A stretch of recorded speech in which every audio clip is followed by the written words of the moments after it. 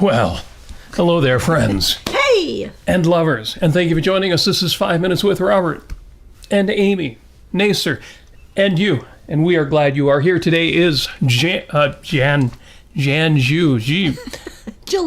Where did that come from? January. You know, it's going to be Christmas anytime. We're getting there, yeah. July 20th, Sunday, July 20th. 2025. We're more than halfway through the year, and this is, in fact, let's see here, the 201st. We're into the 200s, 201st day of this, your best year yet. Yeah, a little bit of a last-minute-ness about the show start here, but it's okay. We've got all of our notes and all of our links and important things to talk about. No, just kidding. We're going to have all sorts of fun tonight. Some of it's important. It will be important fun. Important is fun. Fun is important. It will. It will be. Let me just bring up the chat. That's what's throwing me off here, is that the chat is taking a minute to come up on the computer that is used for that I've sent all of my customary hellos. Oh, well, you've got it all covered then. Yes. It doesn't matter whether I know what's going on, but I have to know what's going on. And there we go. We're looking good. And yeah, do we have any trolls today? Not yet. I'm wondering. It's been kind of trollish this week. It has been? Some positives and some negatives, and mostly when I'm on other shows, I'm on other chats. I like those trolls. The ones that you stick on the end of your pencil and you go like this. Oh, with the goofy face and the funny hair? And the hair flies out. Very nice. So awesome. So yay, trolls. James Valiant says, what's more important than fun? That's a great question. And we're going to talk about that today on this fine 201st day of the year. 158 days until Christmas. The countdown is on, and that means there are only 65 days left until autumn, spring. I know. You were waiting for the H-bomb, the H day there, weren't you? And yes, it's 103, so we're still in 3 digits. 103 days until Halloween. So in 3 days, it'll be 100 days until Halloween. So y'all better get your butts in gear and figure out what you want to be when you go trick-or-treating. Oh, and in the chat, Steven says, well, I'm kind of short. Does that make me a troll? I guess they're not defined by height. No, and you're not, I mean, you're in the chat, which means I can't tell. You're 6'2" as far as I can tell. Because how tall you are depends on the kind of interaction you do in the chat. And Stephen is always good with the interaction in the chat. On this date, July 20th, 1969. You all know, well, the Ayn Rand fans all know what that's about. This is the day that Neil Armstrong, and shortly after that, Buzz Aldrin walked on the moon. Yes. Walking on the moon. That's the link I used, of course, in the show notes to that Police song, which does show footage from that fine day. Yes, and I've also put in a link to Ayn Rand's essay on Apollo 11. And all of that's obvious to the Ayn Rand fans. You were expecting all of that today on this fine July 20th, but the one surprise that I threw in for you in the show notes, YouTube hasn't updated, so they're not in the YouTube description yet, but they will be by the time I'm done here, is a letter to Michael Collins. Now, who's Michael Collins? Some of you know. He's the guy who didn't get to walk on the moon. Somebody had to stay in the command module, and so he was one of the 3 heroes of Apollo 11, but Ayn Rand wrote him a letter. You need to read that letter that she wrote to Michael Collins. It's super charming. ARRI has been publishing her letters online. You don't necessarily have to buy, although you should, that big volume, Letters of Ayn Rand. Read that. Other than that, on this date, there are quirky things. It's a birth date, supposedly, of Alexander the Great. I always wonder what happened to the Alexander the Good and Alexander the Okay. Alexander the Okayest. Yeah, the Okayest. That's what my T-shirt says. The first thing that came to mind was an old Iron Maiden song called Alexander the Great. Oh. Alexander the Great. You were the Iron Maiden fan. I was not. So you know what that sounds like, and I don't, but I'll have to look into it. Now, it's actually National Ice Cream Day, and we've talked about all the ice cream days of the year. How come there's so many ice cream days? Well, this is the real Ice Cream Day. If you haven't had ice cream yet today, that's on your to-do list for the remainder of the day. I know we've got folks listening in the UK. You've only got an hour left to make that happen. Well, in the UK, I don't know if it's official, but here in the United States, Ronald Reagan, yes, that guy from the 1980s, which some people think is the last decent president we had. There's a debate there, but I wouldn't argue. He actually pronounced it Ice Cream Day. He made it official. Proclamation 5219. I don't know, you put numbers on it. It sounds like something out of Atlas Shrugged, but Proclamation 5219 of July 9th, 1984, Ronald Reagan wrote, a proclamation. By order of the President of the United States, ice cream is a nutritious and wholesome food. It's so wholesome. Employed by over 90% of the people in the enjoyed by over 90% of the people in the United States. It enjoys a reputation. This is in the official record. This is the government. It enjoys a reputation as the perfect dessert and snack food. Over 887 million gallons of ice cream were consumed in the United States in 1983. That is the previous year to the proclamation. Well, how many about last year? Yeah, and look, well, ChatGPT or Google AI will tell us how many million gallons of ice cream were consumed in the United States last year, but it was over 887 million. I mean, that's probably a billion now. Ice cream industry generates approximately $3.5 billion in annual sales, provides jobs for thousands of citizens. Only the president would write that. Indeed, nearly 10% of all the milk. Nearly 10% of all the milk produced in the United States goes to ice cream. I'm good with this, Ronald Reagan, and anybody else who supports Ice Cream Day. So yeah. we have Haagen-Dazs in the freezer, and we've got also the little Dove Minis. Maybe both. Maybe we'll just go all out. But we had cake and ice cream last night. Yes. But last year, we churned out in the United States 1.31 billion gallons of ice cream. We did it. We broke the billion-gallon mark. Well, the population's a little higher, too, I think. And that's good. That's a good thing. Over 1 billion gallons of ice cream. More power to Christopher says, us. Big ice cream. Big ice cream man down. Oh, no, actually, up with them. I totally believe in all of the conspiracies that have anything to do with ice cream. Big ice cream, little ice cream. The independent ice cream maker who's being destroyed by the corporation. No. Anyway, love me some ice cream. Incidentally, what do you think is the most popular ice cream? The survey I looked at broke it down into different age groups. And I'll give you the big three here. 18 and under. Kids. What do you think is their favorite ice cream? This surprised me. When I was a kid, mint chocolate chip seemed kind of an adult thing to me. It's extra cool flavor, and it wasn't really a kid's. Well, now it is. That is the favorite ice cream of the 18 and under set. Well, and that's how the goodness of the world is actually turning over, turning a new page here, because mint chocolate chip ice cream happens to be my favorite ice cream. So. This is an upward trend, everybody. This is a trend. If the younger people in the world are taking on Amy values, then the next generation is good. Rationally egoistic virtue. Next generation is all set. That's good. That means it's a healthy trend. Young adults preferred, and one and the other in the two different age groups for young adults, cookies and cream or cookie dough. Apparently, that's what the young adults are into, and that kind of makes sense, because if it goes by generations, that was a thing for a while. Chocolate chip ice cream has been around forever, but cookies and cream, and then cookie dough. Didn't they always warn you shouldn't eat raw cookie dough? I think that was when there were fresh eggs in there. And in any event, that's your young adults, cookie dough and cookies and cream. You got to say what your favorite ice cream is. We're getting there. The favorite ice cream for the older crowd, and this is 35 years and older. What would you guess for that? Old people, they're boring, but they're not that boring. They're like the second most boring possible ice cream flavor. Well, you already told me. Oh, you already know it is chocolate. That's right. Yes. And my favorite ice cream flavor is, it depends.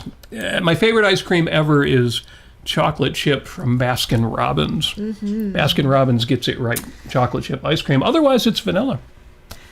I'd have to say my second favorite ice cream is discontinued by Baskin & Robbins, unfortunately, and it's called Spooky and Spicy. Spooky and Spicy. And it has ghost pepper and little orange bits and white chocolate and fudge kind of ribbons throughout, and it was so good. It's unforgivable that they made that a limited time Halloween thing and then didn't bring it back the next year. Terrible. And we talk about the benevolent universe, but I wonder if that can happen. It was so delicious. It had a wonderful little flare of heat, and it was so good.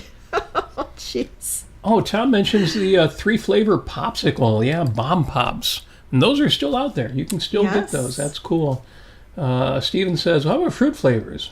Common in popsicles. Do those count as ice cream? No, but they certainly belong in the conversation. Absolutely. Popsicles are great. Frozen confections, but not ice cream. No, to get ice cream, you need creamsicles. Those orange ones that have vanilla ice cream in the center. That's sort of ice cream. It's partially ice cream, but it's all good. It's all valid. Rocky Road is good, says Steven. Did you hear the history of that in San Francisco? I did, but I can't remember it. I have no idea. It is not coming on. And Ian, yes, Ian is in the Vanilla Club. Awesome. Ghost pepper ice cream. Yeah. Oh, and James is one of those mint chocolate chip. Mint chocolate chip and chocolate chip. Spirits. Double scoop. Oh, that's good. He says double scoop since I was a kid. 1 mint and 1 regular chocolate chip. That's a good mix. That's pretty good. That's cool. Yes, and James Valiant says strawberry ice cream is out there. Well, strawberry ice cream is in my freezer. There is a small, what are they, like quart of Haagen-Dazs in there. And they do make a good strawberry. So, happy National Ice Cream Day again around the world. But here in the U.S., it's not just a good idea. It's the law. Well, it's not a law, but it's government. And so Linda Cordair is in the Facebook chat. Hello, Linda. Hello there. And by the way, I actually purchased a print of the what's it called? If you haven't seen John Wass's latest print of the professor of epistemology. Yeah, professor of epistemology. Who is the professor of epistemology? The original professor of epistemology was Ayn Rand's cat. Yes. And John Wass decided to make the most charming painting of her books and a cat with that title, and Linda Cordair, the doyen. So I'm getting the print soon. The art goddess has decided it should be a print, and she made it available. I can't wait. Of course, a bunny would have been better, but a cat is nice. Well, it's an Ayn Rand thing. Ayn Rand had cats, not bunnies. We've got to argue with Jonathan Hoenig about that. I loved, the pictures. There's pictures out there of Ayn Rand basically laying down on her couch with her cat Frisco cuddling up to her, and it's so adorable. It really is. If you want to see this charming bit of art, shouldn't say bit of art, it's really a piece of work that John Wass has created, go to cordair.com, Cordair. Yes. And Linda's favorite ice cream is vanilla with espresso over it. So it's kind of like a coffee ice cream, you could say. But real coffee, yeah. That's intense. But, Linda's pretty intense, so that's cool. Yes. Love that. In the best way. All right. Well, feel free to keep on with the ice cream comments. We did do cake and ice cream last night. We'll mention this a couple times. Great Lakes Subjectivists, our monthly get-together. Great people came over. A couple of surprises who we will mention. Shout out to Kevin if you happen to be listening. We are glad that you were here. Bonnie, we're going to mention the irreplaceable spark. No, the irreplaceable spark. There's so many puns that roll off the tongue with the name of this great conference that ARRI UK is throwing. It's a great conference, and Linda Cordair is going to be there. Actually, she's asking on Facebook if we're going to be there. We're still considering that. We've got to decide if it's in the budget. We're actually going to talk about budgets today. And we will talk about that as well. But before I jump forward, because we did mention it being Ice Cream Day, it's also International Chess Day. And I mention that because, for example, Stephen in the chat was bringing up card games. Was it cribbage? I think it was cribbage. Cribbage. And that's cool, but I don't know how to play cribbage. I do know how to play chess, and it is International Chess Day. If any of you are players out there, You should be celebrating international. It's when commemorates the founding of the International Chess Federation on this day, way back in 1924. I was not alive in 1924, but I was born in the previous century, in the 1900s. I was born in the previous century. Ah. Yeah, born in stranger times. Brush the dust off of me. I mentioned that it's Alexander the Great's birthday, at least that's the day we think it was his birthday. Gregor Mendel, the genius behind Mendelian inheritance, and who figured out how plants inherit their parents, well, their seed sources characteristics. Mike Ilitch, another one who unfortunately is no longer with us, but since we're broadcasting from Motown, if you've ever had Little Caesars pizza, Pizza. which is good pizza. It's not great pizza, but it's okay. And it's everywhere. And the price is right. You can't argue that. Yeah, And if there should be Alexander the Great pizza to rival Little Caesars. that's charming. I like that. I don't know if there is. But... Granted, there's a 350-year difference there, but still, Alexander the Great, Little Caesars, I like it. I like that. Yeah. And, of course, we've got Little Caesars Arena. Yes. It always throws me off when we have corporate names of stadiums, but that's the way that they do it nowadays. Yeah. People like Mike Ilitch decide, I'm going to throw money at a stadium. Of course, I'm going to get the city to give me half the money, too. But more power to him, except that he assumed room temperature just 3 or 4 years ago. But, posthumous happy birthday to Mike Ilitch and all the Little Caesar folks. He was, cheers to Mike Ilitch, because he was a businessman who stuck around Detroit. That's true. And he helped build up Detroit very slowly at the time. But, he has a lot of, his family has a lot of holdings in Detroit. And so good for them. Yes, that's a very good point. Businessmen doing things in the city invariably get special deals or subsidies or whatnot, and we can criticize that. But, as long as they're not complete cronies, I've got to honor the people who are bringing Detroit back. Yes. And Little Caesars Arena is a damn nice stadium. Last time we were there, we went to see the circus, and that was good. That was good. Oh, one birthday for somebody who is still with us, somebody who is still above ground, is Carlos Santana. Carlos Humberto Santana Barragan. No wonder he just calls the band Santana. But 78 years old today and still doing his thing. If you are a fan of Santana, it's a good day to put on some tunes. I don't know, my favorite Santana tunes are usually the pop stuff, like All I Ever Wanted. That's my favorite Santana song. Look it up. And so happy birthday to Santana. Now, I want to jump first. We would normally talk about shameless self-promotion and what are we listening to this week, and we'll get there, but I'm going to just get the news out of the way first. The news is the usual roller coaster, but the one piece of news that I've been seeing all week more than anything else, can you guess in the chat what it is? See if anybody knows. What is the news that we just can't get away from? You know what? Donald Trump, the game show host. Game show guy, yeah. The game show host. You're fired he guy, was like apprentice. Fired and He fired. does some kind of reality show. And anyway, he ended up going to politics in some fashion recently. Yeah, it was the Apprentice White House edition, I remember. Is he still doing that? Yeah, I guess he is. Oh. And you know what? He is actually, he's known for lying and everything like that and acting incongruously and, covering things up. Well, recently I found out he's actually acting rationally. No. Yeah, he's acting rationally. Was that like in a commercial you saw? I thought he was canceled in 2000. No, he's actually... So what's he doing? He's actually acting like a guilty person who's done something terribly wrong. Really? In what way? What are you talking about? Well, with the whole accusations about his good buddy Jeffrey Epstein. Oh yeah, the Warren Epstein thing. What happened? Well, he's been refusing to answer questions, and he's been going out there and completely denying everything and just acting like a guilty man. How strange, how very incongruous of him. I saw in the New York Times, some people will criticize me for subscribing to the New York Times, but Well, you don't know, and I won't get into it.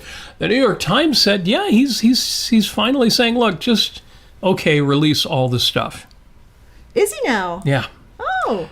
Now I'm skeptical that they'll release all the stuff, but it seems like because his fan base for the Apprentice White House edition, I think they call themselves Maggots? MAGAs. Maggots. Something, well, I don't know. It's like Juggalos. Oh, like Juggalos. For Insane Clown Posse, they've got their own fanboy group. The Fago and... Yeah. And, apparently they were upset about this Warren Epstein thing. And, oh, no, that's Welcome Back, Cotter. Jeffrey Epstein.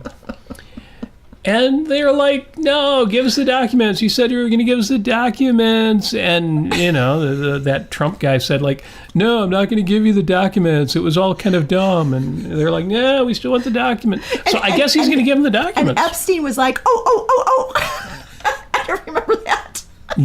Actually, that was Horshack. That was Horshack. Yeah. Warren Epstein was his more sane friend. That was okay. That was his friend. Oh. Yeah.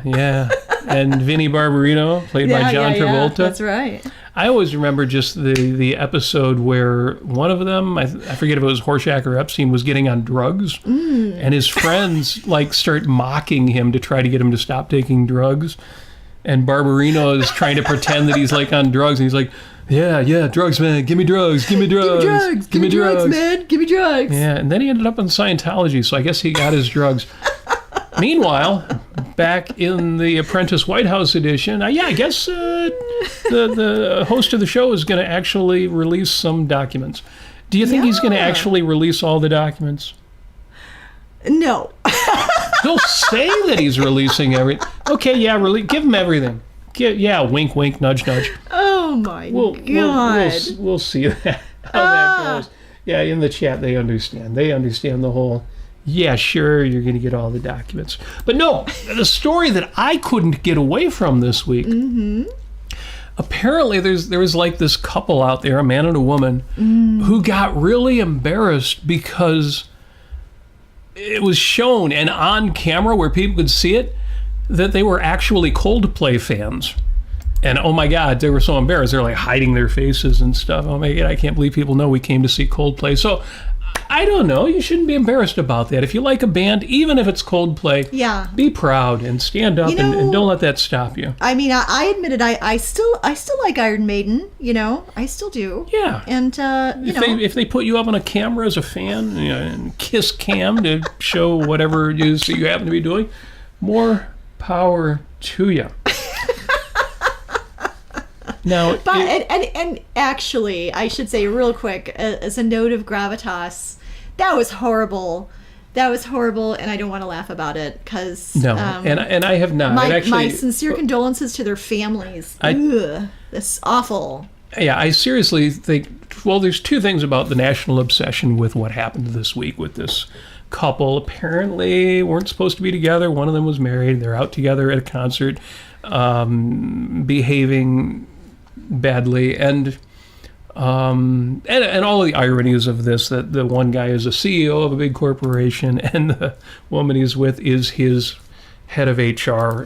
Just so bad in all the ways. But point is, if this is news, and I'm not saying it's the worst thing that's happening out there, but if this even makes the list of news, then we're okay. Things can't be that bad if space in the newspapers, and I'm talking about a lot of space in the newspapers, is used for this. That's all I've got to say about poor Andy Byron, and who has incidentally, it's been announced he has been fired. Yeah, the company has announced he is parting ways. Well, I got to say, he did the honorable thing. He did an honorable thing too? Well, good for him. He did the right thing in resigning. Yeah. He could have created his own social media network and called Coldplay Social, and he could be on there and he'd be in all caps, no, there was no relationship. Move along. There's nothing to see here. Yeah. Or he could have said, you just grab them, because when you're a CEO, they just let you do it. Yes, this could have gone lots of ways, and the ways it went were bad enough. Yes. But again, if this is news... Well, there are other things that I've been learning. There have been more... So this is with regard to ICE and our horrible immigration policies, draconian, authoritarian awfulness. Now, is this just piling on the things that are disappointing about how this has been going, or is there some other aspect you've got to... Yeah, no, Okay. I've actually been learning that people are organizing, like in Los Angeles, like for those people who are actually going along with the system and trying to come in legally, and they're going to their hearings, and all of a sudden at their hearings, they're accosted in the hallways by, masked men without any identification. And what's been happening is that there have been more people who are basically loitering in those hallways of courts, who have been helping these people out and trying to get them from not to kidnap these people. So there have been that. So there have been a lot of pushback, and it's an interesting situation, because you would think, oh no, you can't, there shouldn't be any kind of violent rebuttals or pushback against the U.S. government. But when the U.S. government is basically throwing away all due process and completely infringing on people's rights as human beings, then what do? You have something like what they did in the civil rights movements, and not necessarily to infringe on the rights of other people, but to actually just push back. So there was another video that I saw where there was a woman with a loudspeaker on her car who was following this ICE vehicle into town, and she was announcing ahead of this one vehicle in front of her parking that they were ICE agents, and she was announcing to the street and all the people who could hear her that so basically she's giving warning to anybody who might be illegal and to secure themselves in a hidden place or something like that, which is horrible. But people are doing things. People are actually doing something about it.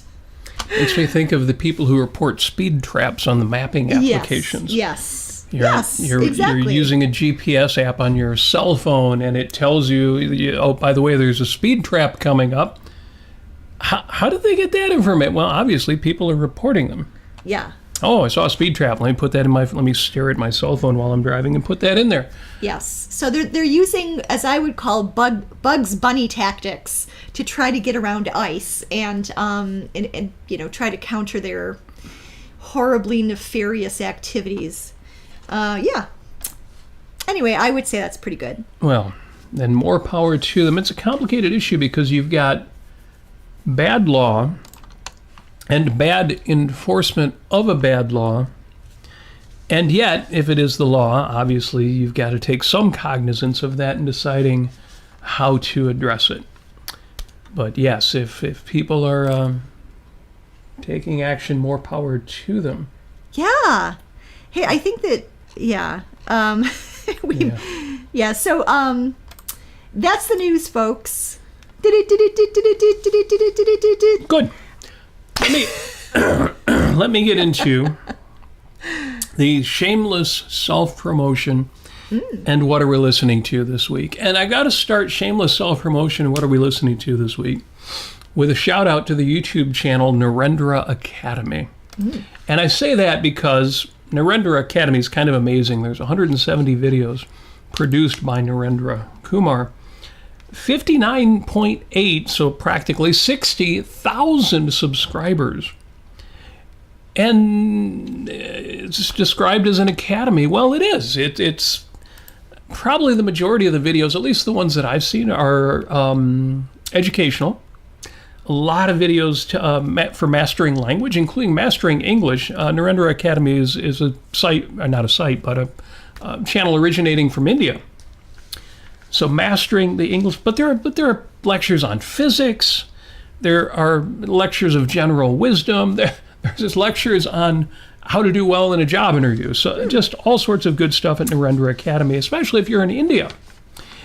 And Narendra, the man behind everything that happens there, also a Facebook friend of the show, often in the chat here, which is pretty impressive because it's 4 a.m. when we start our live shows, if you happen to be in India, which is no mean feat to listen. He's been publicizing what we do. You know, at the end of the show, and sometimes during the show, we'll ask you to like the show or to share the show or subscribe to the channel or support the show through Patreon. Yes. And we're not going to stop doing that. But Narendra decided to start a campaign. Nice. A grassroots campaign. And I've just got to shout him out for that. Thank you for that. He has decided that more people should be watching these videos with Amy and I.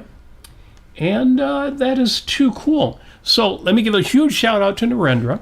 If you're interested in the kind of content he offers, definitely take a look at his channel. He's been doing this forever. A lot of these are older videos, but too cool. He's got us, I don't remember what our subscriber count was before he started this, but it was in the upper 300s. Well, he's got us up to 399. I see this. So if we can get one more subscriber, we will surpass or reach the 400 mark. You can be the 400th subscriber of 5 Minutes with Robert and Amy Nasir. Yes. Well, Bonnie, who I earlier said I would be mentioning, mentioned last night she was on the channel and looking at a video, and she realized I'm not a subscriber. I thought I was a subscriber, but it said I wasn't, so I went ahead and subscribed, which is very cool. Thank you, Bonnie. That is incidentally not the mention of Bonnie that I said that we would make. No, we'll still get to that. More Bonnie news coming up. But thank you, Narendra. That is too cool. And any of you who would like to join that grassroots campaign, you know, kind of like how Howard Rourke came back in the Fountainhead through all of those grassroots and, you know, people talking to each other and sharing their opinion of him. Yeah, like it, share it, subscribe to the channel, please. Let's get over that $3.99. And by all means, support us at patreon.com/Robert Nasir. Thank you, Narendra. Also, what are we listening to this week? We mentioned previously Tal Safani's talk at OCON 2025, the Ayn Rand conference thrown by the Ayn Rand Institute. It was a good talk. Well, I listened to it again this week. Yeah, I did too. And it was even better than I mentioned, than I remembered. It was better than I remember. Well, I think, you know, when you're at OCON and you're there live, it's a little taxing. There's a lot coming at you. There's a lot coming at you. Especially this year, but in a lot of good ways, I should say. But yeah, we were exhausted by like the second day. I don't know, because I don't know if I mentioned, but we get there on a Monday before the Tuesday when it actually starts, and I was not feeling well, so. You know, I was this close to having a cold, and I worked myself out of it. Travel fatigue can do that to you. If you've got even a hint of bad juju going on in your system, a virus or something, yeah, travel can do that until you get with the swing of it. No jet lag. We didn't change time zones, but something was going on there. And yeah, listening to him at the time, listening to him live, I thought, well, this is good. But it's actually gooder than I remembered. So it's gooder. There was more goodiness. It was the okayestness. It was extra okay. No, it was really good. So do listen to that. Link will be in the show notes. I've got to post those right after the show. Ben Bear's talk is also very good. Yes. Do listen to. I got through a little more than halfway of re-listening to his talk today. It is fantastic, and it's there for you to consume. I mentioned Ben Bear's talk because we have a special announcement. We are putting together, I don't know if it's final yet, but if everything comes together, we will be interviewing Ben. We will be interviewing Ben. We have not done an interview on this show in many months. Same time, same place, 5 Minutes with Robert and Amy Nasir. That's next Sunday the 27th at 6 p.m. Eastern Daylight Time. We will be interviewing Ben Bear. He did the Declare Independence from altruism talk. Yes, Ben Baer's talk, Very America good. should declare independence from altruism, we had already voted on it as the best talk of the conference. We're going to talk about altruism. We're going to talk about how that relates to today's political climate, and how to embrace rational egoism rather than altruism, and just, you know what, just sort all that awfulness, altruism stuff. And if that out all of your sounds life. kind of abstract, I will be looking for the answer to the question, okay, but what does that look like? So that's going to be a good Yes. interview next week. Yes. Definitely do plan to join us. ARRI has also released a best of or highlights from the 2025 conference, so you can get little pieces, a 15-minute video with little pieces of what everyone else did. The videos that'll be released over the course of time, hopefully soon. Hopefully they don't, they kind of release them over the course of time. Yeah, that answers Steven's question. How much of OCON is released publicly? Yeah, the answer is just those three. Well, so right now, I mean, it's still basically, for those people who actually purchased it, I think the time runs out at the end of August or something like that. Well, if you purchased it, And- you have access to almost everything that Yes. happened. And you can still purchase it, I think. That I don't know. I'm not entirely sure. But you can always contact ARRI and they'll let you know. But for the people who didn't purchase Yes. anything, and they're just wondering when the video is going to come out, Well, probably over the year. the correct answer is, I don't know.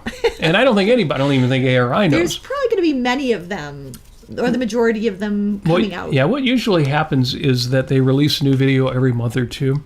And you're right, it's over the course of the year. There will be some that won't be released. They will just be assumed to be not of general interest, or maybe the speaker didn't want it released that way. I don't know the reasons behind that. Point is, the big ones are very likely to be released over the course of the year. And yeah, you just got to wait. Wait and see when they come out. Yeah, and Tom says Ben Baer has a very friendly demeanor. You know, he's a Midwestern person, just like us. Yes. And and on top of that, he's actually lived in New Orleans, so he has that vibe. And yeah, not all intellectuals, I hesitate to say it, but not even all objectivist intellectuals have got the friendly, charming, earnest, just the WYSIWYG. What you see is what you get. the authenticity. Yeah, and Ben's got that. When you're talking to Ben, He's you're talking got that in spades. When you're talking to Ben, you're talking to Ben. Yeah. Some people, when you're talking to, I won't name any names, but when you talk to them, there's like a reserved part of them that's over here watching the conversation and deciding what he thinks of you and what he should say and what he shouldn't, and it's complicated. Well, with some people, like Ben, it's not complicated, and No. that's the way it should be. Well, I mean, I think a lot of those folks that are a little bit more reserved, they're just, I don't know. Maybe their social battery is kind of low or something like that. Or they're just We can not from the never really know. Midwest. Right. I don't know. You know, because to some people, that kind of openness is off-putting. Yes. They're put off. Their put gets off somehow. They're I off get their it. foot. Different styles, different strokes. Yeah. So that has been released. Again, the highlight reel on those two talks so far. But yeah, Yes. certainly as they share more, we will be in the forefront of saying, hey, this thing came out. You should watch it. Unless there's anything you shouldn't watch. We didn't see anything you shouldn't watch, but we haven't actually heard all of the talks yet. Some things have been offered, like two talks at the same time. You had to pick that we one. missed, so we have to go back and So watch that. Since we do have access to the recordings as conference goers, Yes. we will let you know how that plays out over the course of time. The next in my list of, this is like the content of the show from Shameless Self-Promotion, what are we watching this week? There is an ad for the Irreplaceable Spark conference, which you can watch. And it's essentially Razi's announcement that he made from the Marriott in Boston, the meeting, the live thing that happened there. Do watch that and decide, you could go to this conference. The meat of the conference is over the course of the weekend, 2 days, October 25th and 26th. And it's right at the Hilton at the airport. So you fly in and you're already where you need to be. Very cool. Linda is a speaker. Linda Cordair is a speaker at the Irreplaceable Spark conference. Linda Cordair will be there. I don't know if she's going to arrange an impromptu poker game or not. I guess she did really well at OCON Poker this year. She did very well. And which is awfully cool. You know, I would have only hoped that she would have come in first place. But I see in the chat, she says, hopefully the poker tourney is not on there. Yeah, they've never, it's not even in the recorded stuff that we can access as attendees. The poker tournament. Now, you might think, why would they put a poker game on? But they run this like these Vegas poker tournaments with big screens and all sorts of It's very cool if you've ever been to one. I didn't catch this year's, but I have seen it in the past. So I could see why they might have put the recording up, but they're not going to. No, I think you are safe in that regard. And if that sounds like, well, of course, I can tell you this, the Ocon's Got Talent segment, the talent show, is available as a recording to people who have purchased the virtual access or were there. But no, not the poker tournament. Which is kind of interesting that they didn't choose to do that. But there you go with that. Two more things under shameless self-promotion and what are we listening to this week. Chris McGraw sent me a package. You might ask, well, who's Chris McGraw? Well, I've shared his stuff online before. And he has sent me, it's interesting, he sent me his CD, Reason and Romance, which I may gift to somebody because I've already purchased this. I've got a copy of it. And two other CDs from him, Photon Life, and under a different title, Sleep Rebellion, Empire of Lies. Now, these might sound a little dystopian, and there are dystopian aspects to his music, but he's an objectivist and cultural commentator, and of course he's seeing things that need to be said, and in his case, need to be sung about, and played some really wicked guitar too. So if you don't know who Chris McGraw is, he's an objectivist rock and roller. I wouldn't describe his style as metal, but it's certainly faster than, classic rock, kind of rock. And he's a bass player and a singer and a composer and a songwriter and all these things. There is a link to his channel in the show notes in the YouTube description, which again, I'll update immediately after the show. And the last one, I think I might have mentioned this before, there's a music commentator out there. We've mentioned Rick Beato, who's always fun to listen to. He analyzes music. Well, there's another person out there, a gal named, she goes by the name Fathom, out of New Zealand. Nice. Which makes her accent really hard to place until I knew that's where she was from. She usually sounds, kind of American, but then sometimes she's got the bit of the slightly haughty British twang. And so, anyway, she analyzes music and talks about her favorite music in a very charming way. This week, she's talking about the song Misty Mountain Hop from Led Zeppelin on their fourth album, sometimes called Led Zeppelin 4, even though it's actually untitled. Worth listening to. Follow the link in my show notes if that sounds interesting to you. And all that is left is to talk about the hot topic for the week. Well, what is the hot topic for the week? 10 lessons. Oh, 10 lessons. 10 lessons from 2025. Some of these are from OCON. Some of them are from the Rock and Roll Picnic. Some of them are from things that happened throughout the year. And I'll do this real quick. You think, 10? That's going to take a long time. No, this will go real quick. Like number one, lesson from 20, so things I learned over the course of this year is that number one, Boston is full of cool stuff. It is. It's but cool. Why do you care about Boston? And the lesson for me is that most places are full of cool stuff. So, They are. They actually are. Yeah, so stop and eat the daisies every now and then. Take a look around, do things. Last year, we actually went to Davenport, Iowa.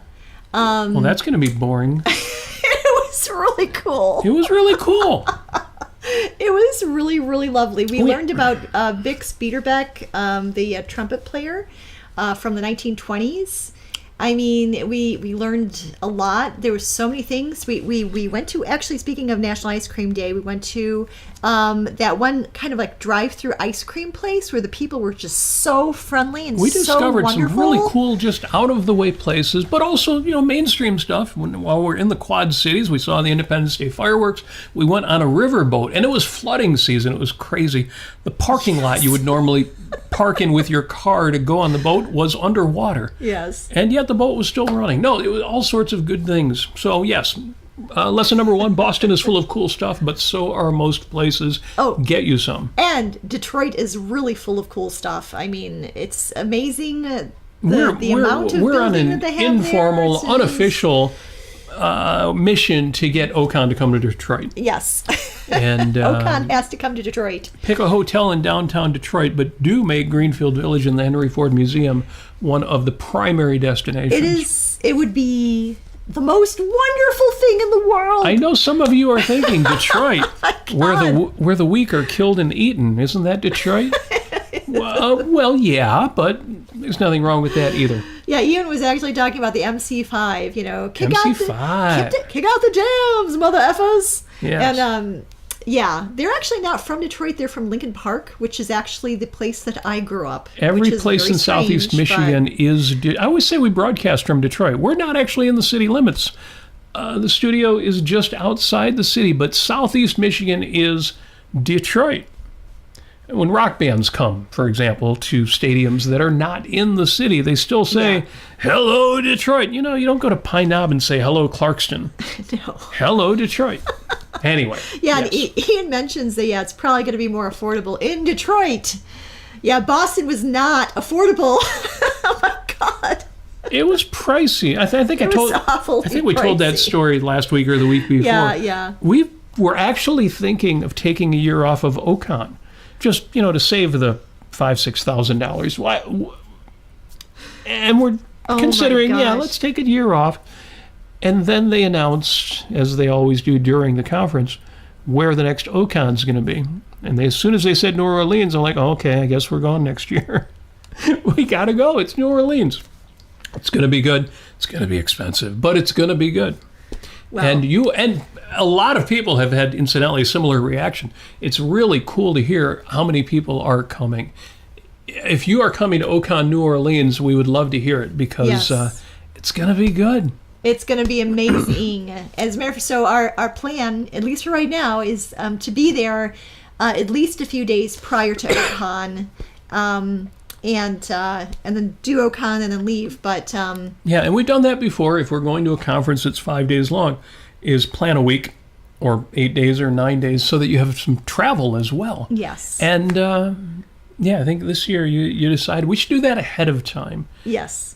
It's a weird feeling, and Amy, you talked about this last night, to go to a conference where you are surrounded by 500 like-minded people. And you just start expecting it. And many of whom are kindred spirits, Really? Not just philosophy-wise, but what they're doing with that philosophy. Your kind of people. Yes. And then, the day after the conference, you're still in the hotel. We're still in Boston. We got some more Boston things to do. Yep.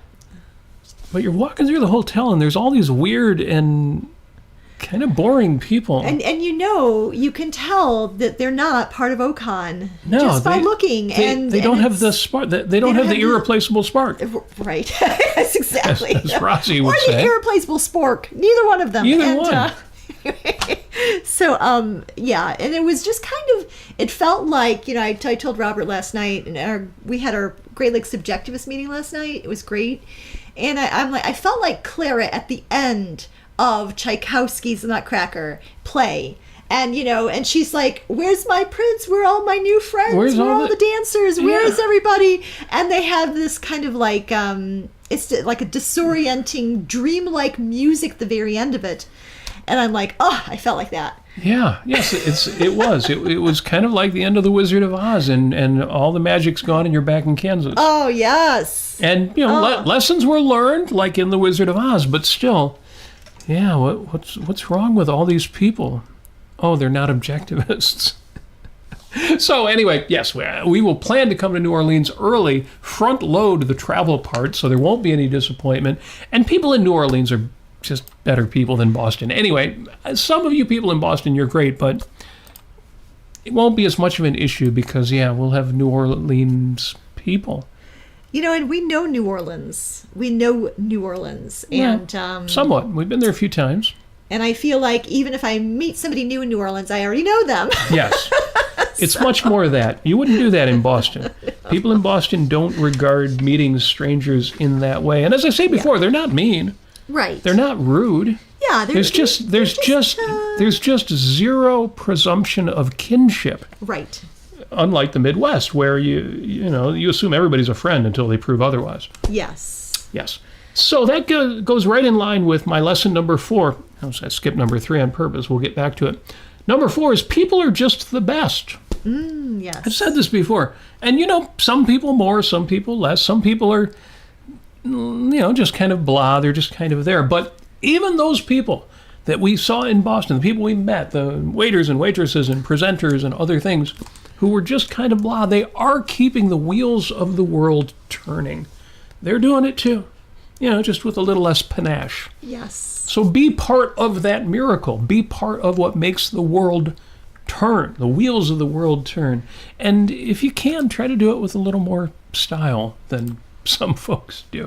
But that's number 4. People are just the best. I skipped number 3, which is, I'll quote Leonard Peikoff, the first duty of justice is to acknowledge and defend the good. That's how you can see the good in people who, even if they're not your kind of people and you feel like they're just social ballast or mixed cases, and they don't get you jazzed, they don't get you excited. Well, not everybody will, but if they're not bad, they're probably good. They're probably helping keeping the wheels of the world turning. They're probably helping keep the shelves stocked or keeping the coffee flowing or whatever it is that needs to be done. Don't give people more credit than they deserve, but definitely don't give them less credit than they deserve. Acknowledging good is much more important than fighting evil. We used to say, don't let the turkeys get you down. Yes. But do let the heroes raise you up. And we'll do whole shows again about how the pain only goes down to a certain point, and we never had to take any of it seriously, did we? But, yeah, first duty of justice is to acknowledge and defend the good. We did number 4. Let's go to number 5. Yeah, wait, before we did we do number 2? Did we do number 2? Kind of. Number 2, lessons from 2025. You do have, well, it kind of repeats a little later. I see. You have allies. Yes. We're your allies. But really, anybody who is fighting for the same ideas that you think are important. Yes. And more than allies, you have kindred spirits. You can find your kind of people. You might not find them locally, at least not without going to a lot of whatever it is, rallies or meetings or special interest groups or dinners or wherever your kind of people hang out. You might have to do things that are out of your comfort zone. Or you may find those people at a distance. Fortunately, we have the internet for that, so you can do that. Yeah, I've been reaching out to certain people from OCON and saying, hey, I really loved your talk. Let's get together on Zoom, and or just to catch up, And it's been wonderful. It's been lovely to do that. And then what you do is before you get off the line, you say, how are you 3 months from now? Can we schedule a date? And we schedule a date 3-4 months into the future so that we actually have that to look forward to, so that you can catch up again and see how you're doing. Now, some of you will be thinking, why would I do that? I could, maybe I'll talk to him before then, or maybe it won't be a good day to meet. By putting it on your calendar, yes. it just happens. You don't drop the ball. You have something to look forward to. And yeah, you can always change it. If, I scheduled, I'm going to talk to whoever it is. It could be your parents, it could be family, it could be other objectivists that you've met. And you get together and have a Zoom call or Facebook Messenger or whatever platform works for the both of you. And yeah, you can change it if you have to. That didn't actually work out for me. Can we do it next week instead? Yes. But do it. Do the things. Reach out. Be relentless and never give up on this. Right. Yeah, Jason says in the chat, see the good. That's the real punk rock. That's right. Hell yes. Hell yes. Yeah, we actually kind of paraphrased that Leonard Peikoff quote. The first duty of justice is to defend and praise the good instead of just defend and acknowledge the good. Yeah, I swear I heard it that way at some point, and so we were saying that for years. Yeah, we were saying that for years, but either way, I like to insert the word praise in there because it's important to praise other people, to let them know what you think of them if they're good, if they inspire you, if they give you that Patronus moment that I was talking about in our last show. Yeah. Right. All that said, above and beyond just finding your kindred spirits out there, number 5, the lesson I've learned this year is that fun is out there. So get you some. and here's a good lesson for you. This goes along with that. Don't be afraid to ask for what you want. Yeah. People have done this with us, and sometimes it's a little off-putting. We met somebody at the conference who was very aggressive in wanting our personal contact information and a real inventory of what we had to offer, and I'm like, yeah, let's go for it. Let's do that. I'll give her my cell phone number. Yeah, I'll put her on my Facebook Messenger and get share Instagram. Why not? What is the worst that could happen? Right. And what is the best that could happen? So yeah, don't be afraid. Don't hesitate to ask for what you want. We threw our rock and roll picnic, and an objectivist from Ohio. We're in Motown. We're a ways away. That's an hour and a half drive to Toledo. Says, "Can I come to your thing?" Like, I don't know. Is he gonna be really weird? Is he gonna be uncomfortable? No, yes, come to our thing.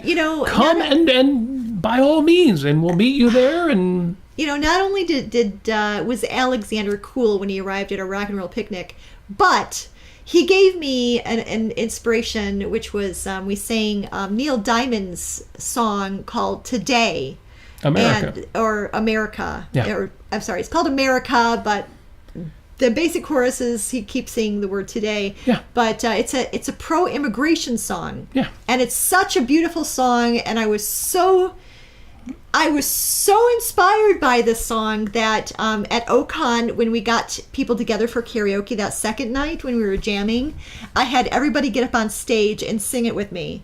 It was very cool. It was so wonderful. Yeah. I may share that online, but if I do, it'd be friends only. I don't want to disturb people's privacy. But no, do ask people for what you want. You speak about the OCON. What do you mean? OCON's Got Talent? No, this was a separate music event. Mm-hmm. 2 separate music events. We asked Haley, who works to organize the whole OCON thing, if there was any way that we could use the piano they used at the talent show. Yep. And she arranged it. She got together with David Azoulay's team, the man managing all of the AV. That's and right. All of that. The wizard behind the curtain. And not only did they give us a little room where we could get together and a bunch of us play music together, we got the grand piano on a riser, on a little stage, with 2 microphones and a digital PA system and powered speakers. My God, that was amazing. If you ask for things, you just might get them. And even if you don't, you will get something. You'll at least know where you're at and what you can do. And you may be surprised. You will be disappointed sometimes, but not very often. And don't let disappointment or fear of disappointment stop you. People will surprise you. Not always, but you don't want it to be always. You don't want to override anybody else's values or priorities or free will. No, that's exactly how it should be. Ask for your stuff. And in relation to that, lesson number 6, OCON's Got Talent? Well, so do you. There is talent at every level, and that is why we were able to hold 2 music events of people who weren't even in the talent show, although a couple of the talent show contenders did come and sing and play with us. Don't let your level of talent or knowledge or expertise or feelings of whether you're adequate enough stop you from doing stuff. Strut your stuff. That's it. Put on a nice hat or a metaphorical hat and get out there and strut your stuff. I know if Jim is in the chat, and he usually is, he always talks about he does not sing because he says he can't sing. I know a lot of people who can't sing. I have been told, I was told before I got unfriended and blocked by somebody, all of the reasons why I am a terrible narcissist and terrible person. And the person who did this ends her door slamming with, "Oh, and by the way, you can't sing." So trust me, I know that I can't sing. And it was the one valid criticism that she had is, yeah, I'm not a great singer. Well, why are you posting videos of yourself singing? Because I love it. Yes. That's reason enough. I love it. I love music. I love being in music. I love doing music. You've got to love the doing, says Howard Rourke. Yeah. If you are not pro level, so what? So yes. OCON's Got Talent. Well, so do you. My number 7 lesson, it seems like it shouldn't even be in the list, but it ends up applying to everything that's been happening this year. The answer is yes. Yes. Now, that started out as one of my secrets for a successful marriage. Always say yes. Whatever the question is, I mean, unless it's, do these pants make me look fat? But Otherwise, the answer is always yes. I need you to go down to Toledo, Robert, and get me some handfuls. Sure. I did that, actually. You didn't ask for it, but when I found the bunny silverware. Oh, now, it wasn't yeah. Toledo, it was Monroe, so it was only 3/4 of the way to Toledo. But yeah, the only store that had this silverware that I wanted to get you was in Monroe, Michigan. And point is, whatever the thing is, do it. Just, yes. Do you feel like getting out of bed in the morning? No, it's not a question of how you feel. Get out of bed in the morning. Do you feel like standing up straight with a big silly grin on your face and saying, this day is mine? Doesn't matter how you feel. The answer is yes. Always yes. Go to the graveyard. I don't know. Did we talk about the graveyard? I don't think we did. Tour. We did a graveyard tour. We did a couple of more than one graveyard tour in Boston and in Salem. You got to go visit your dead friends as well as your living ones. Yes, and raise enough hell to raise the dead and all that good stuff. And go to a cemetery and say, "Wake up, dead people! Come on! Yeah, you may find You've been laying forever. You get off your old bones. You may be get surprised. Other people there were rabbits, not just in one grave cemetery, but two. There were rabbits in the graveyard. We went to two cemeteries, one in Boston, one in Salem, and there were bunnies, there were cottontail rabbits in the graveyard munching on the grass. Which is kind of like eating the dead people, because, it all kind of goes together. The nutrients of the dead people feeding the grass, which is feeding the bunnies. So, Jim, I'm just going to contradict you when you say, I don't believe in torturing people, Robert. He shows the music emojis, microphone. Of course you believe in torturing people. I've seen your posts. Cut that out.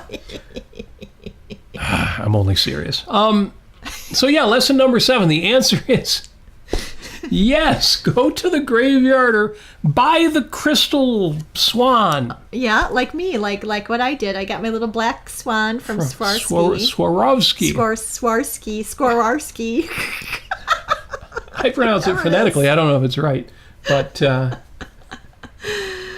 see, that's a good answer, Jim. Jim says if someone makes a request for me to sing, I'll make an emergency call for you to come sing and play your guitar. I will fly out to the West Coast and play guitar if you do the singing. We'll put it that way. Well, if it's in the budget, take a look at my bank account and how we're doing on patreon.com/Robert Nasir. Yeah, Ian says, I saw hares almost every day. I went for an early morning walk in Boston. That's awesome. Love that. Yeah, we don't, in outside the city of Detroit, we don't see rabbits as much in the daytime. Right. Usually at dawn and at dusk. But in Boston, yeah, they were just out in the middle of the day. 3 p.m. they were out. So I'm like, this is unusual. Yeah, I'm not too surprised then that Ian was seeing them. He would go on early morning walks, of course. Yes. Yeah, very cool. That's a charmed life right there. So number 7, the answer is always yeah. Always say yes. Drive, get on a vehicle that's about to drive from the street into the water. Yeah. We did that, and we didn't even drown. Take a day trip to Salem, even though you don't really have time. Do it anyway. You'll get to see the witches' temple and the satanic temple and the Halloween museum and the magic wand store and all of those friendly Disney-loving people at the satanic temple. And go out on a boat and jump in the freezing water and just do all the things. I will sleep later. I'll sleep when I'm dead. That should be your view. Yeah. Now that gets harder the older you are and limited budget. No, there are reasons, but so you have to have a slower pace, I suppose. But you can overcome a lot if you can just keep saying yes. Lesson number 8, heed the wisdom of Kate the Great. I never lose sight of the fact that just being is fun. This is Katharine Hepburn, one of the things that she famously said. She may have even written it in her autobiography. I never lose sight of the fact that just being is fun. Some people feel like the default state, your rational default state is flat, is zero, is nothing. And these are the same people who say that when I meet people, I don't assume they're good people, and I don't assume they're bad people. I don't assume anything until I have evidence, reason to believe that they're a good person or reason to believe they're a bad person. This could not possibly be more wrong. If they have managed to stay above ground, if they are still alive, if they are still a functioning human being, that is some evidence that they've done something. Now, they may have countervailing evidence. There may be reasons why, even though somehow they've managed to stay alive, which means they've managed to get food and shelter and make certain things happen, they're a rotten person. But the point is, the default is not zero. When you meet people, there is good reason for a presumption that this person has some value until proven otherwise. Innocent until proven guilty. We've done whole shows defending that argument. I'm not going to do it here, but point is, the same is true about you, yourself, your life, your time on earth. The default, if you're not pursuing some value, is not zero. You should feel good in your skin. You should feel good where you're sitting. You should be loving the colors coming at you, given your eyesight, the sounds of things around you. Your five senses are giving you a feast, a smorgasbord, constantly. Now, you can't walk around every day, all day, in gratitude, being happy, can you?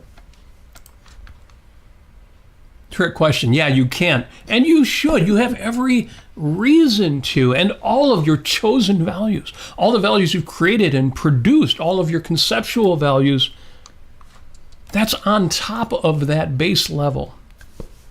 I think Katharine Heffernan was right. I never lose sight of the fact that just being is fun. And it's fun that she chose the word fun. You could say of value is wonderful, etc., etc. But I like ending that with just is fun. Yes. Number 9, we're almost done. Read more things out loud. I want people to be able to say about you, thus spake you. Now, thus spake Amy Nasir. Some of you who went to OCON know what I'm talking about. Nicholas Krusek.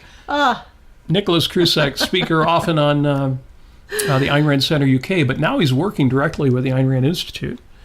Did this great talk on Nietzsche and thus spake the Zarathustra, which he recited, as far as I could tell, he did it entirely from memory. He did. I didn't see him looking at a screen anywhere. It was memorized and dramatized. That's what it was. This is one of the talks that I really hope that they release to YouTube and do it fairly soon. And you don't even have to like Nietzsche. All you have to do is just listen and watch Nicholas be an excellent orator and dramatize what he's saying and do it in a way that is nearly perfect. I mean, it's just, it's like the side of the greatest gift you can give to another is I'm sorry, the side of an achievement is the greatest gift you can give to another. Atlas Shrugged. From Atlas Shrugged, and that was a side of an achievement. It was so good. I can't rave about it enough. It was really good. So if you've ever heard the advice, for example, never read poetry in a book, or rather read it from a book, but read it out loud. Poetry needs to be out loud.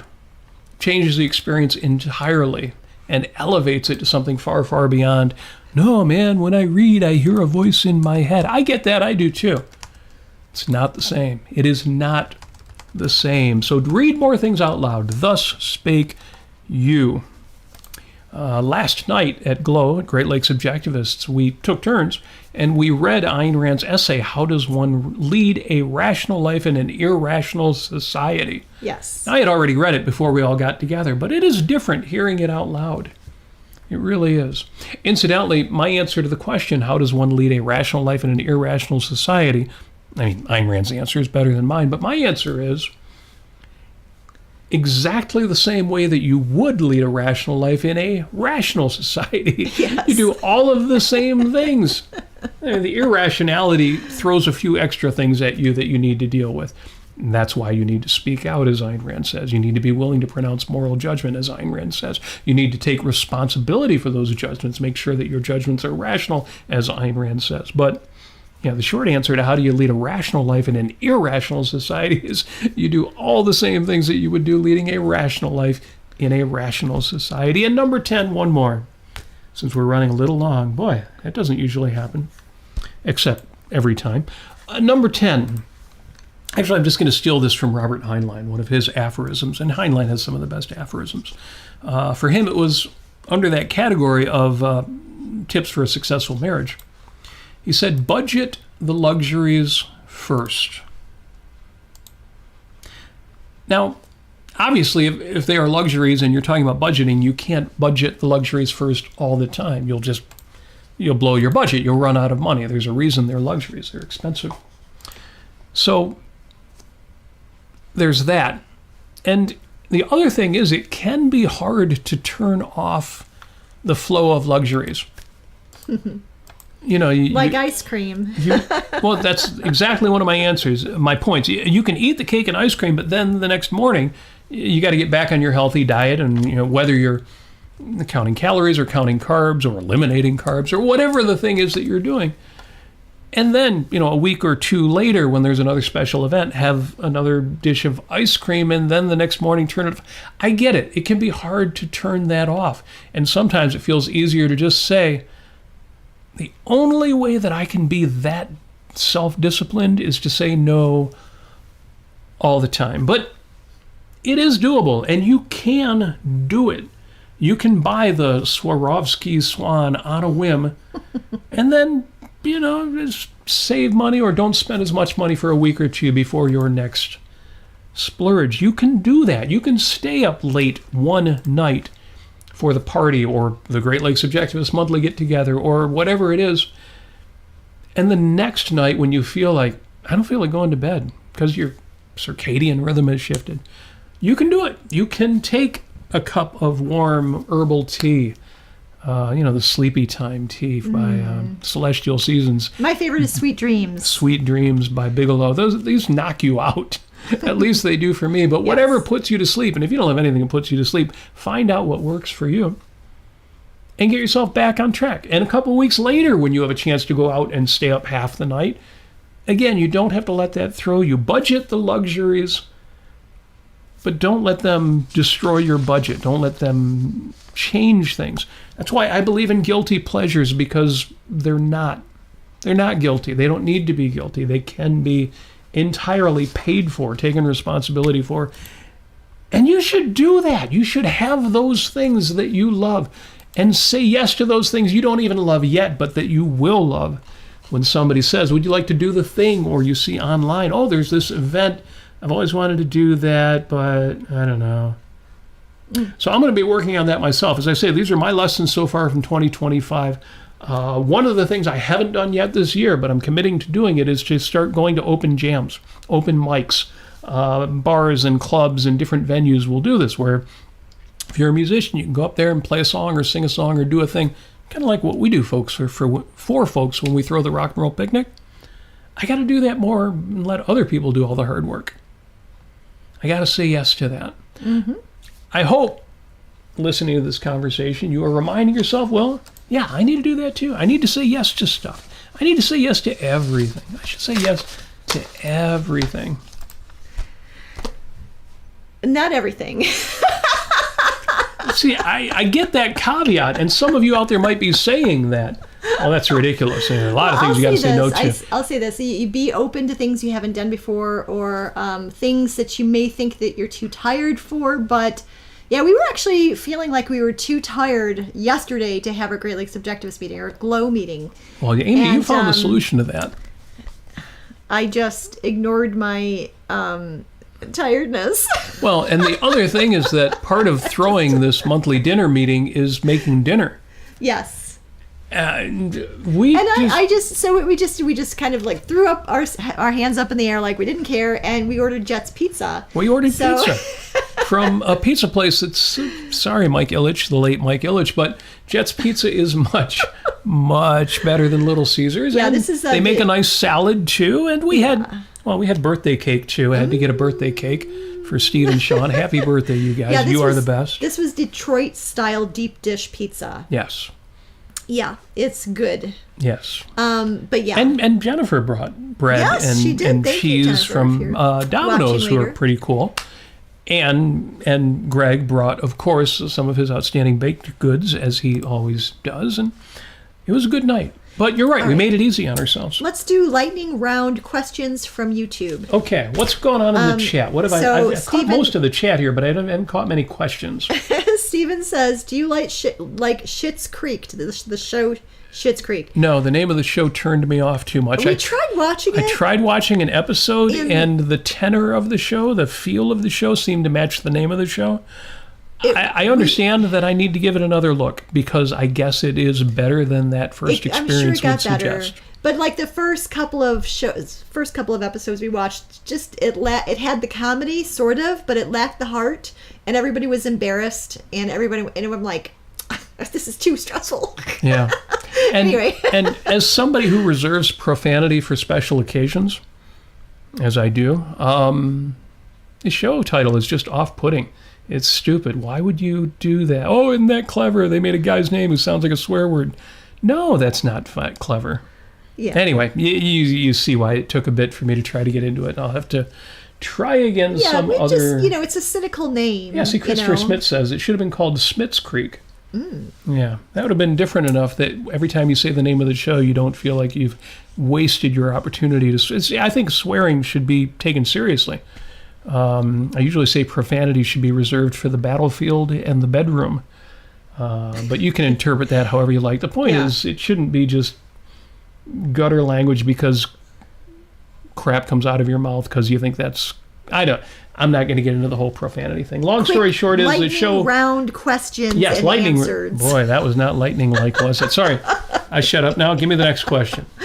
All right. So, Ian asks... Well, he doesn't actually ask, but if you haven't watched Talsafani on ARRI, his long like reveal speech of all the things that are happening, you should.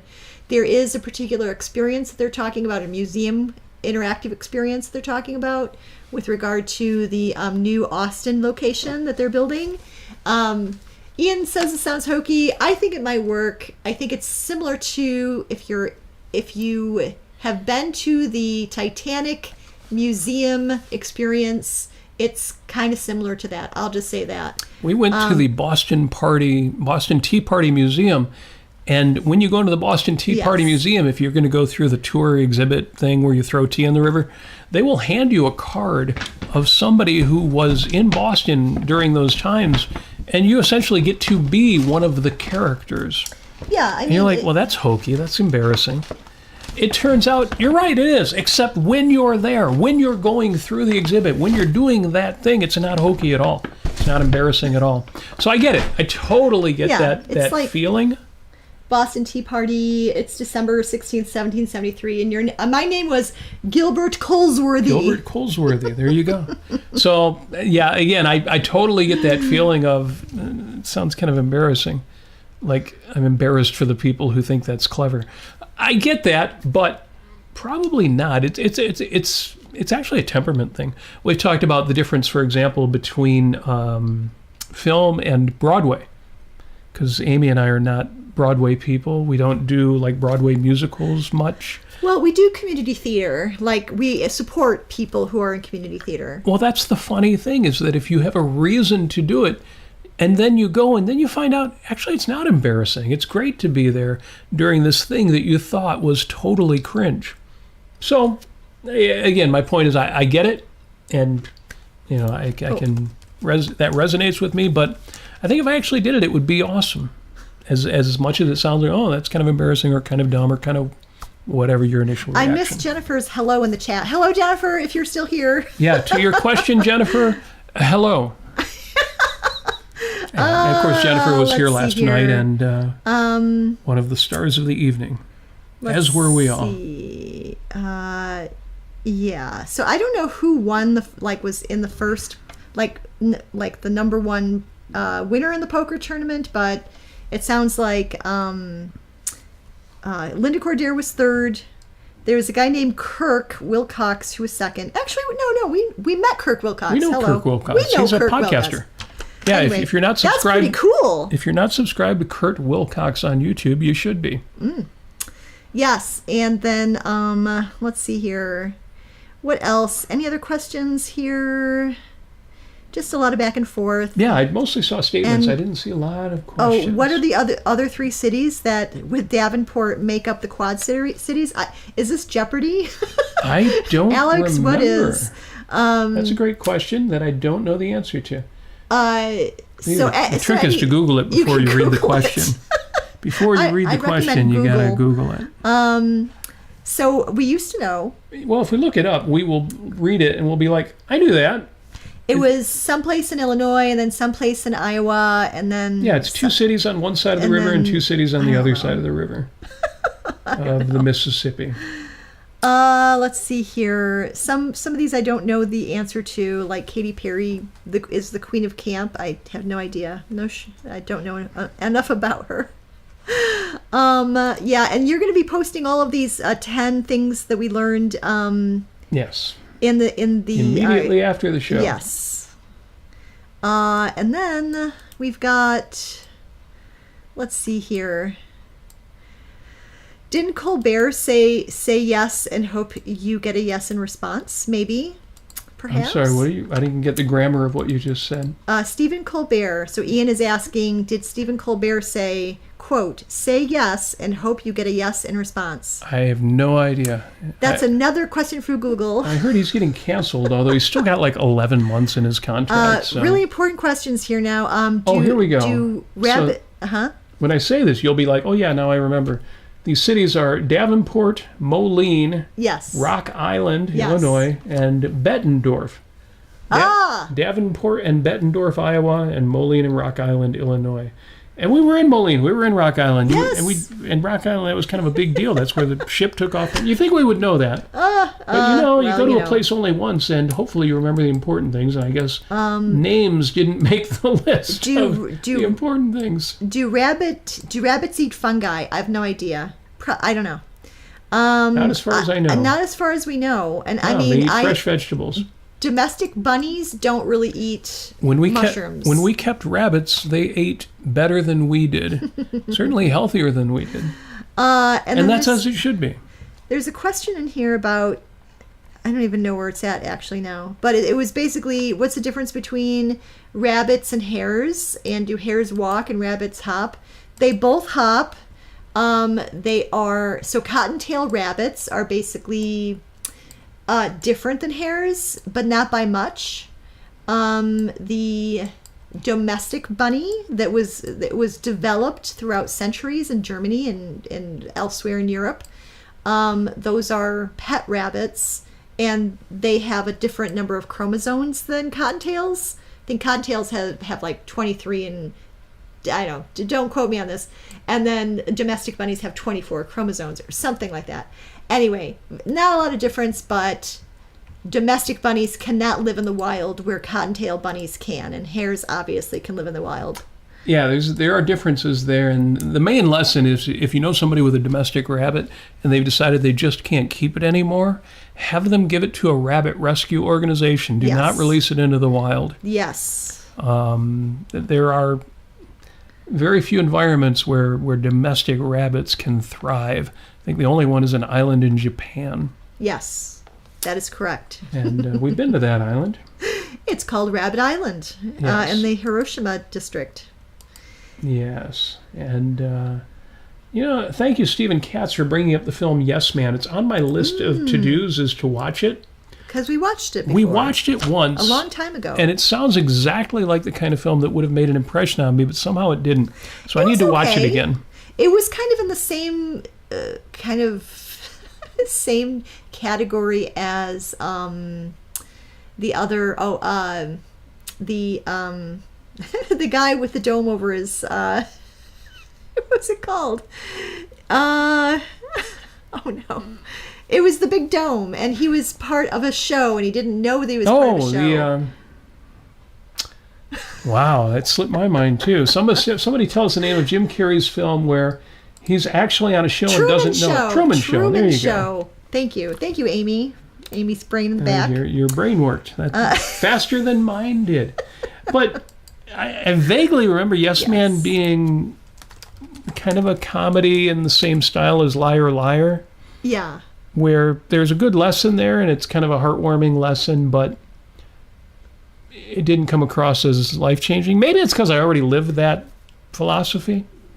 But anyway, point is, yeah, thanks for bringing it up, and do need to give it another watch. And Tom, hares are bigger than cottontail rabbits. But depending, because, they're not necessarily bigger by weight, because they're just kind of lanky and skinny. And and it's a matter of averages. Because there are dwarf breeds of rabbits, but there are also these monster 25-pound rabbits. So, and those are all domestic breeds. Yeah. Yeah. Yeah. Yeah. Yeah. I'm just going to leave that there. I'm not going to say anything about Jonathan Honig's book and how he disrespected rabbits. I'm not going to say that. That's it. I'm done. I'm sure at any moment the second edition will come out and he'll be like, Chapter 2, In Praise of Rabbits. I'm not going to disrespect him. If I was going to disrespect him, I'd start calling him Jonathan Honig like someone else we know. But no, I will not say that about Jonathan Honig. No, Jonathan Honig's he's a good egg. He's a great guy. Actually, we have some gifts from him that are extremely valuable. Yes. And he's been very kind to us over the years. Yes. Despite the fact that in his conversation about his book, he suggested that a rabbit could not possibly fill the same role that a dog or cat does. Some people just don't have the life experience to answer these questions. If you don't know, you don't know. Right. Yeah. All right. Right. Anything else in the chat that we need to respond to before we wrap this up? One of our epic, longest shows ever. I just gotta say, welcome to the newcomers. Welcome to anybody who has discovered this show through the efforts of Narendra. Thank you for joining us. Thank you for making that happen, Narendra.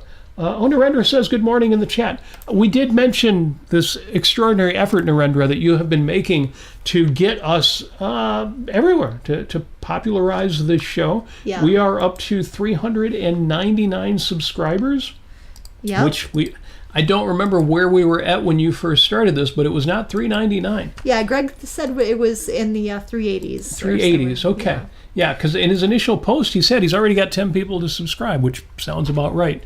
Now, 10 might not sound like a lot to some of you people, but when you are stuck at 380-something, no, he has moved us. And you could move us. You could join Narendra's effort. Yeah, if you're not already subscribed, please be number 400. Subscribe. And like the show, share the show, subscribe to the show. If you subscribe now and you say you're number 400, then we will send you positive Nasir vibes. Yeah. Well, contact us on the socials and we'll actually send you something.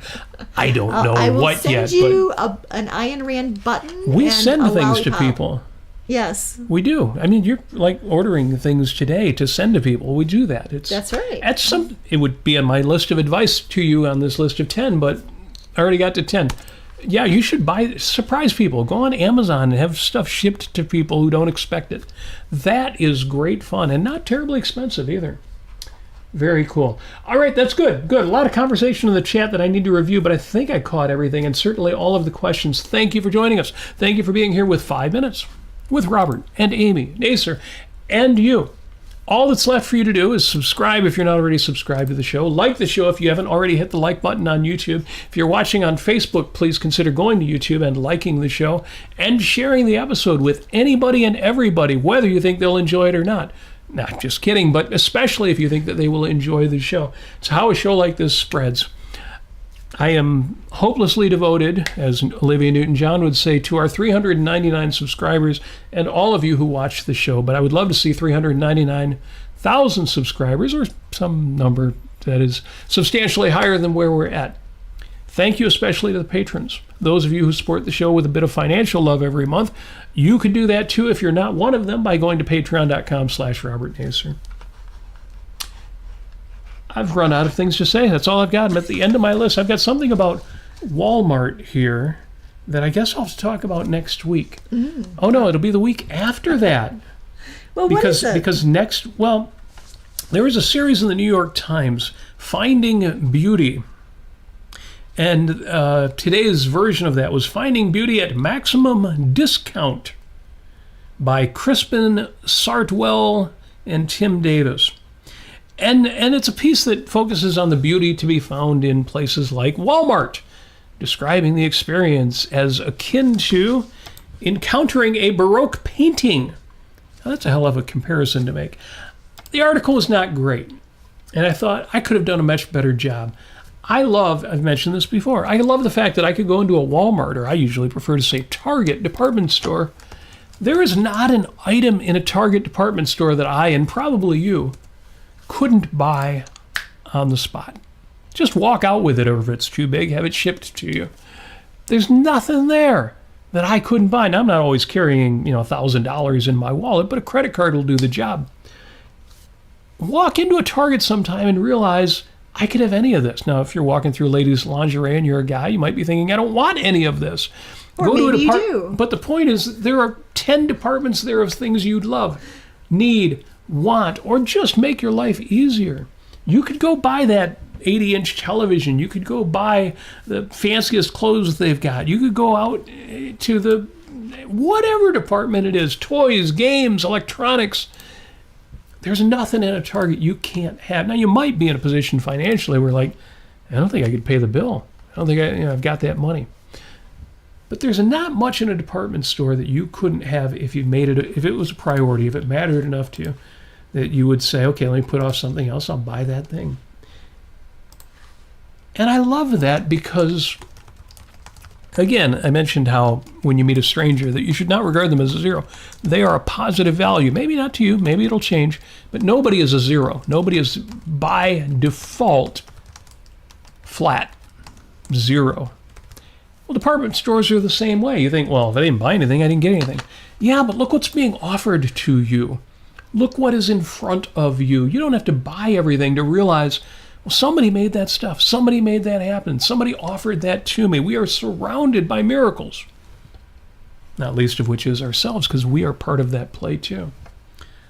So I thought that was a little better perspective than what I saw in the New York Times, since you asked. But I like the idea that they're doing that as a series. Yes, yes. And don't forget to tune in next week when we're going to have Ben Baer. We're going to be interviewing him on his wonderful presentation that you can watch right now in the Ayn Rand Institute channel on YouTube, declaring your independence from altruism.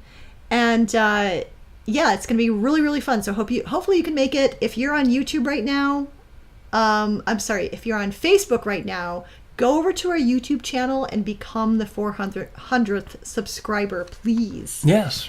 And that'll be one extra wish for you. Are we ready to wrap? Yes, we're ready to wrap. Then I will tell you that Amy and I, both of us, each of us from the bottom of the heart and the top of our mind, we wish you success. We wish you flourishing. We always wish you love. And we wish you will be here next Sunday for our interview with Ben Baer. Be good to yourself.